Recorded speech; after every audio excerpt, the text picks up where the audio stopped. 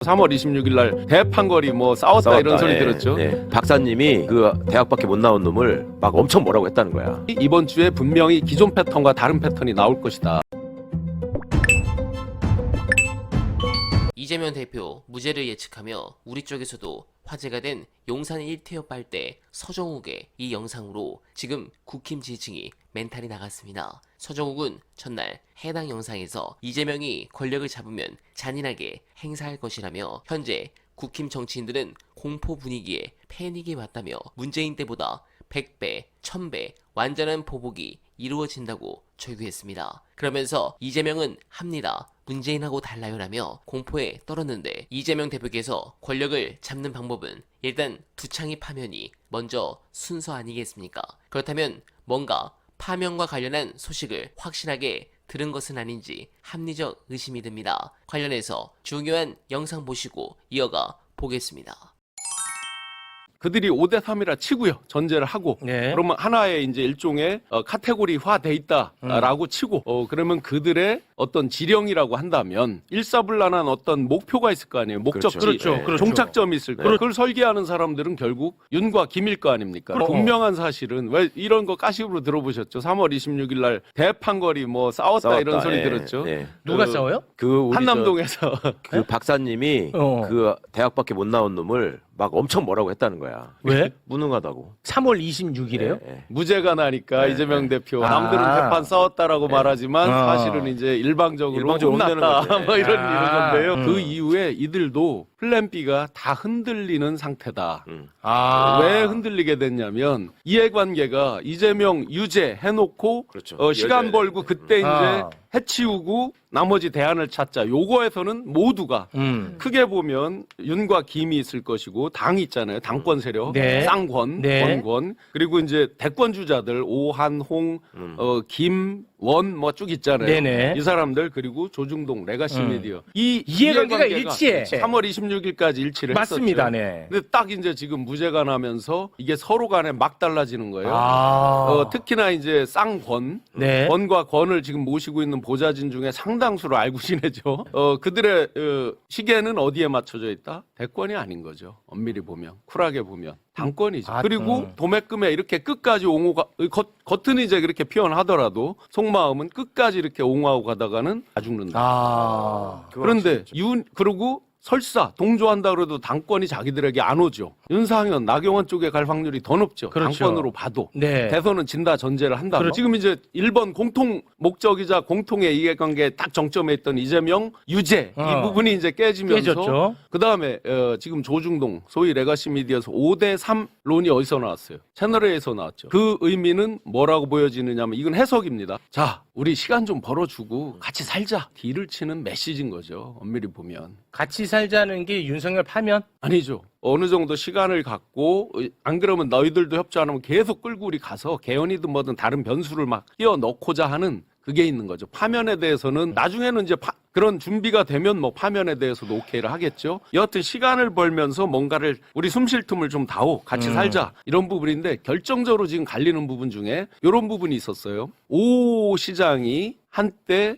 김건희 측에서 이제 이런 게 있었단 말이죠. 김문수를 후보로 한다. 이게 이제 1월 3일 날 체포 실패하고 그때 한남동 막 들어간 분들하고 식사하고 차 마시면서 두 가지. 내가 어떻게 되든 죽었다 깨도 내가 이재명만큼은 끌어안고 죽는다. 윤희 하던 말이죠. 또 한 가지는 후계자는 김문수다. 그랬는데 석방되고 나서 보니까 당선 가능성이 조금이라도 있는 사람 밀어서 당선이 돼야 뭐 다음에 이제 사면 복권이 될 거 아니에요. 그러다 보니까 이제 오에 대한 부분이 일부 나온 거예요. 이게 이제 복합적으로 꼬인 게 그래서 명태균 씨 요새 잠잠하지만 관심이 그쪽이 아니니까 잠잠하지만 그때 잠시 친한계와 친김계가 검찰 내에서 이제 굉장한 그게 있어서 오세훈 시장이 잠시 기대를 했죠. 살을 수 있다. 그런데 오세훈 시장이 보통은 이제 한남동 공관에 가서 식사를 하잖아요. 부부동반 식사를 하면 대통령 공관에 가서 하잖아요. 그런데 작년에 어떤 일이 있었냐면 서울시장 공간에 와서 식사를 한 일이 있어요. 누가요? 윤김. 윤기미. 그래요? 네, 부인 못할 겁니다. 부인하면 제가 그대로 제보자로 오픈할 수 있습니다. 그러면서 그게 언제라고요?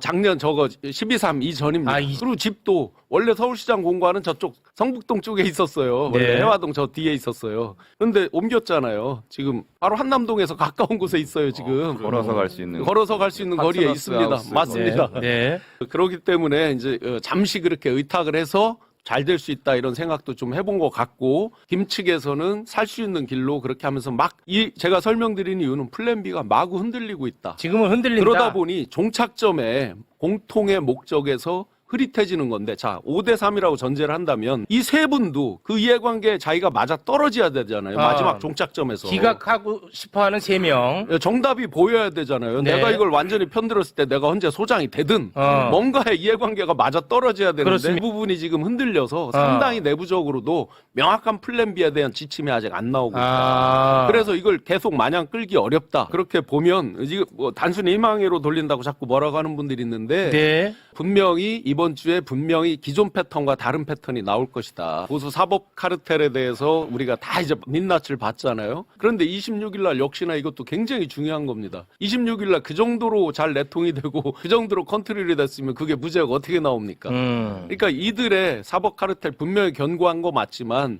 거기에도 구멍이 숭숭숭 있어서 지금 이게 완벽히 컨트롤된다? 요거 한번 생각해 보세요. 26일 날 무죄가 되고 나서 보수 극우 유튜버들이 일제히 주장한 게 뭐예요? 조희대 대법원장이 전원합의체 직권으로 해부하고 파기 자판기도 네. 아니고 그러다가 사실은 이제 보시면 오늘부터 그 파기 자판 얘기가 쏙 들어갔어요. 그래요? 왜냐면 어제 어떤 보도가 나왔냐면 해보니까 안 돼, 20년 동안 한 건도 네. 없었다. 네, 공감합니다. 헌법재판소는 한덕수 권한대행의 헌법 위반에 면죄부를 주었고 윤석열의 헌법 파괴에 대해서는 선고를 미룸으로써 반헌법 세력에 용기를 주고 헌정 질서 문란을 방조하고 있습니다. 사실상 헌법이 없는 상태가 다수 달째 지속되고 있는 것입니다. 그런 부분에서 저들이 상식적으로 행동할 것이란 부분에 대해 의문이 듭니다. 우파 엘리트들에게도 애국심이 있을 거라는 착각은 버려야 합니다. 한덕수와 최상모 두 권한대행에게 나라를 먼저 생각하는